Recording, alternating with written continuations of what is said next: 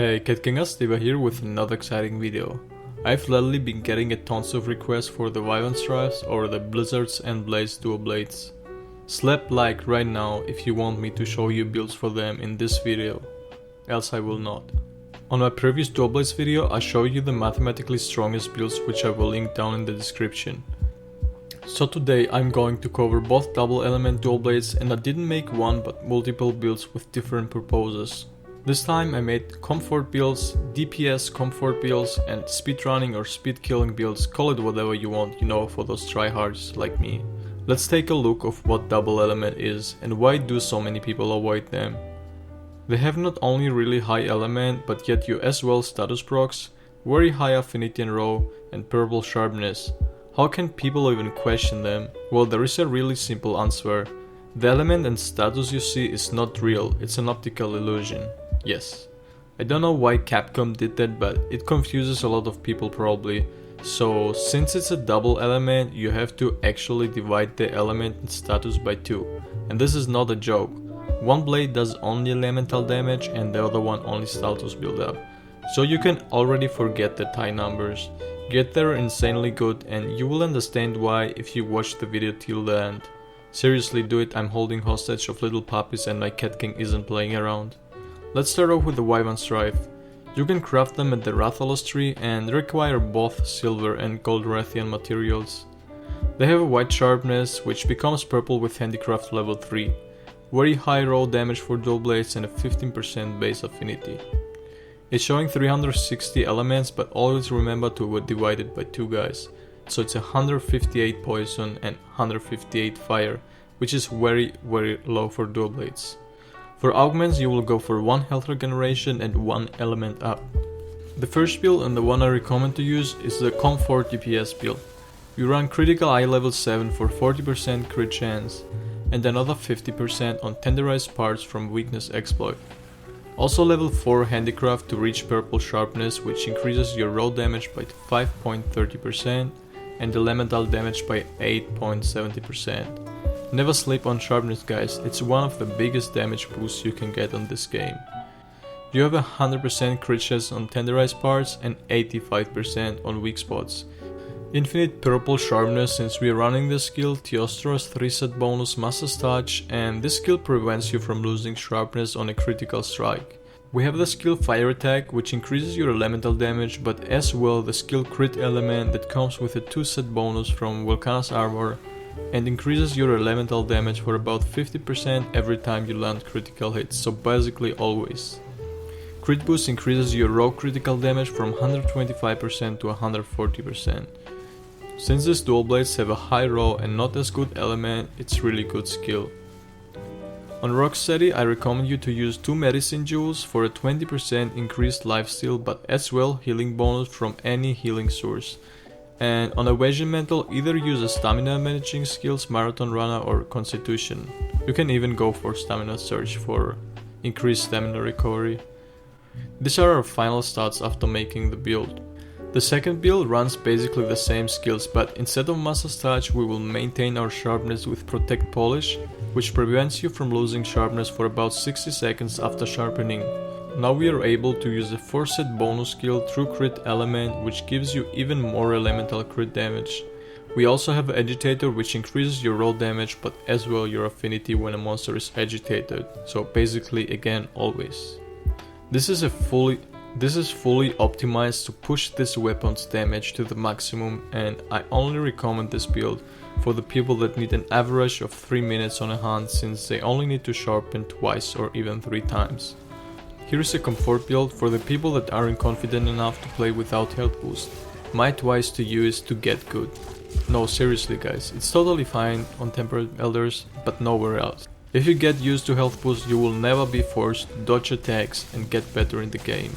Don't go always for what is comfortable, but try and push your limits sometimes. And this advice is not only game related. I'm sure this will help you getting way more confident in fights. Also, what health boost really does is allowing you to not even take one more hit on some cases if you're unlucky. It's mostly good only for monsters that give you damage over time, like Belhazak, Lunostra and Teostra and so on. So here it is, we basically dropped crit boost that gave you 15% increased critical hit damage and gained 2 more health boost and 1 handicraft. Now it's your choice with which one you go, pick the first one. And in case you're missing those nasty level 4 handicraft jewels, which are cheated in the game because it makes absolutely no sense grinding for decoration and is a completely useless time waste, try swapping out charms or dropping agitator. It's really important to reach that purple sharpness level even if it's only 1 tick. Our second dual blades are the Blizzard and Blaze. These are the upgraded version of Fire and Ice dual blades. They're crafted at the Black Steel tree, which require the Aura and Teostra parts. They reach easily purple sharpness, 10% base affinity and 330 elements, which on both of them is only 165. That's basically nothing compared to our high roll damage. Augment this for 1 health regeneration and 1 element up, and I guess you will have to go for 1 defense boost, even though it's completely useless and makes again no sense why Capcom did that. The first build will be again the DPS Compfort Build, which again has a 110% crit chance on tenderized parts, 80% on weak spots. This means by choice you can replace 1 expert jewel with whatever you wish. But I wouldn't recommend it since you can't always be hitting tenderized parts and an extra safety 10% affinity is nice to have. Infinite purple sharpness, 140% crit draw damage, plus 50 elemental crit damage or whatever that element modifier on Iceborne is. Our second build is a sweaty tryhard build for the people that like to have their back glued to the chair, having a strong armpit smell and killing monsters in a maximum of 3 to 5 minutes. Here again we replace the skill Master's Touch with Protect Polish to gain the true power of elemental crit damage. Use this build only if you're hardcore enough to go full out on the monster and completely demolish its face.